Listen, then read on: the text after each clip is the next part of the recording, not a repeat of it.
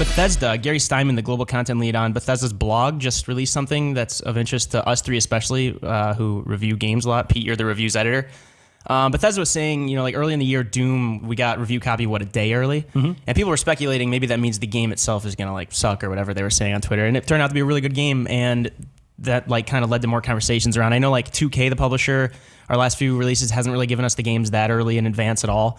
So it's kind of, as reviewers, doesn't give us as much time, but a lot of people keep thinking this means that, these games are not going to be great because they're not giving the reviewers 2 weeks in advance to play them. Right. But no, Bethesda's just saying that's just how it works now. Do you want to talk about that a little bit? Did you read through the blog post? I have it up now. I can kind of quote it if you want. But yeah, throw a quick quote out there. I think just to sort of give their aim. So on the blog it says, with the upcoming launches of Skyrim Special Edition and Dishonored 2, both of which Bethesda will be publishing, we will continue our policy of sending media review copies one day before release. While we will continue to work with the media, streamers, and YouTubers to support their coverage both before and after release, we want everyone, including those in the media, to experience our games at the same time. Right. Okay, so yes, people might assume these games are bad, but when a company says all our games are going to be handled this way, that immediately doesn't really make sense, that kind of conclusion. The best conclusion you could really make here is that I don't think these companies are scared of bad reviews, but I think that they are willing to take sort of more of the control over the messaging around something, be it good or bad. And yeah, it can suck for a lot of reasons for us as reviewers, given that it's our job. And it definitely can suck for a lot of consumers who rely on reviews to buy games. There's no question this doesn't do anything for the consumer. This is a thing that really just benefits Bethesda. So you may see it change some of the ways that games are reviewed, because obviously we can't review a 20-hour game after one day.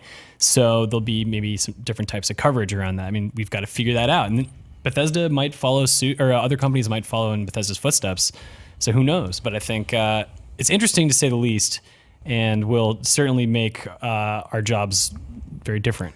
Yeah, because I was going to say, looking back at recent examples, Scott, you reviewed both of these games. Mafia earlier this month and Civ just this past weekend, basically. Both of which were published by 2K. And so that's kind of there's a shocking disparity between them, because, Mafia 3, for as many good things as it did, we talked about it a lot, but you gave it a 6. And I think overall, regardless of the scores, it was very much it was kind of on the lower end, especially technical value. So that's kind of one of the games that people would assume would be released or given us code the day before. But then Civ 6 comes out and you loved it. We're going to talk about it briefly.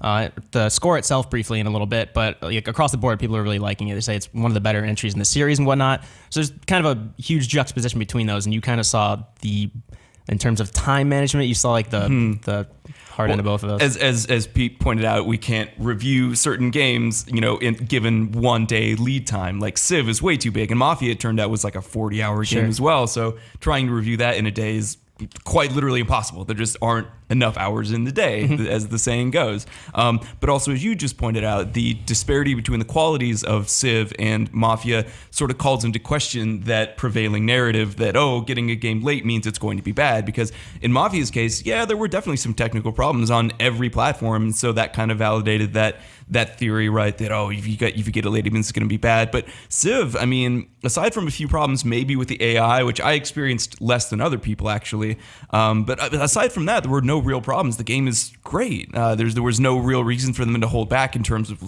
concerns about quality. They had to have known that it was a really good game, and it is. Yeah. So I'm actually with Pete that I think that, I don't know, to me, this decision by Bethesda doesn't necessarily serve consumers, but at the same time, I think it just reflects natural shifts in the landscape. YouTubers and that type of thing, it's a thing now, right? The media is not the only option for games coverage. Sure. So us not getting the games as early as we used to, in my mind, is just a reflection of the times and the way things work. And I don't know, it was always a privilege to get games ahead of time. They're a commercial product. We were very fortunate to get stuff early, but I don't think we were ever entitled to that. So, Yeah. And look at, can I just interject real quick? If you look at Final Fantasy 15, right?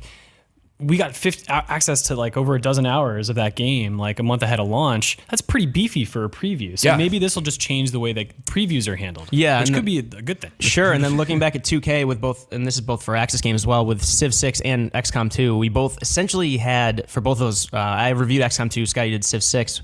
We essentially had access to almost the whole game, minus I forget, a few features in XCOM 2. Right. And of course, you can't review it based on those builds alone, because they don't have everything that could kind of change the formula. They also, Civ didn't have all the leaders possible, but still, like you said, maybe that's changing how coverage is done. People will probably see more reviews in progress a little more often. Well, obviously with Bethesda games and with 2K games. Yeah. Like EA recently, we've done a couple EA reviews recently. Titanfall 2 I just did, and I did the event, and that was well in advance of the review embargo yesterday.